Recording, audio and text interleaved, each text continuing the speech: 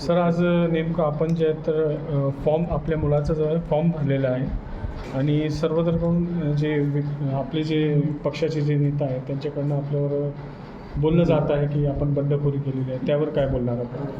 नाही, बंडखोरी करण्याचा प्रश्नच नाही आहे. ज्या मतदारांना निधी मिळाला नाही, ज्या मतदारांचा विकास होत नाही, त्या मतदारसंघामधल्या मतदारांनी माझ्या मुलाचा फॉर्म भरला नाराजगीमुळे. त्याला निवडणूक लढायची बी नव्हती. लढायची असती तर त्यांनी पहिले पूर्वतयारी केली असती. आम्ही आज जी परिस्थिती निर्माण झाली याच्यावर उपाय उद्या आमची मीटिंग होणार आहे महाराष्ट्राचे उपमुख्यमंत्री आदरणीय एकनाथ शिंदे साहेबांसोबत आणि त्यानंतर पुढील रूपरेषांनी दिशा ठरवू. मागच्या वर्षी ZPच्या निवडणुकीमध्ये सुद्धा असंच झालेलं होतं असं अतुल सावेकडून आणि इतर नेत्यांकडून सुद्धा वारंवार सांगण्यात येत आहे, त्यावर काय?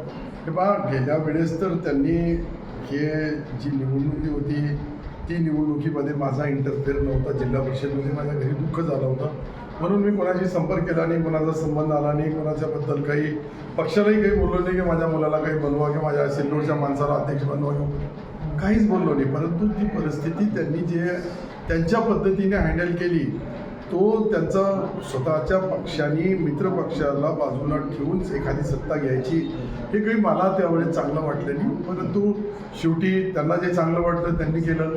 आज आम्हाला जी परिस्थिती निर्माण झाली आम्हाला जे चांगलं वाटतं आम्ही करू लागलो आणि या परिस्थितीमध्ये सन्माननीय मुख्यमंत्री एकनाथजी शिंदे, उपमुख्यमंत्री एकनाथजी शिंदे साहेब आणि देवेंद्रजी अंतिम निर्णय घेतील. सर एवढं टोकाचं पाऊल उचलण्यामागचं कारण काय? टोकाचं पाऊल कुठे आहे? पक्ष हळूहळू सर्व संपत असेल तर त्याच्यामध्ये टोकाची भूमिका कशी असू शकते? पहिली आमची जिल्हा परिषद गेली, आमची महापालिका गेली, आता आमची विधान परिषद गेली. मग ही टोकाची भूमिका आहे का? पक्षासाठी न्याय मागणं ही टोकाची भूमिका नाही. ही आपल्या पक्षासाठी आपण न्याय मागणं आपल्या नेत्याकडं, आमच्या मुख्यमंत्र्याकडं, आमच्या उपमुख्यमंत्र्याकडं हे काही चुकीचं नाही आहे. ते त्याच्यावर काय स्पष्टीकरण देतील, उत्तर द्यायचं देतील हे आपल्याला भविष्यामध्ये माहिती. परंतु जागा वाटपामध्ये ही जागा भाजपला सुटलेली आहे, तरी आपण या ठिकाणी समजा पक्षातर्फे बंडखोरी करताय, याचं नेमकं कारण काय?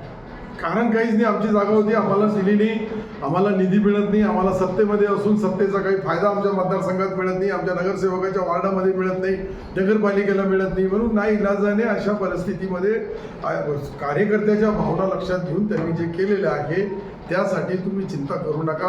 वरिष्ठ नेते बरोबर याच्यावर निर्णय घेतील. नाही, पक्ष सरकार आपलंच आहे, पालकमंत्री आपलेच आहे, मंत्री महोदय बी आपलेच आहे, तरी आपण म्हणतात निधी मिळत नाही आहे आणि त्यातून समजा आपण एक टोकाची भूमिका घेतली असं आपण सांगताय. नेमकं एवढा उद्रेक कसा? काही उद्रेक नाही आहे. सर्व उद्रेक तुम्हाला 4 तारखेला कळून जाईल.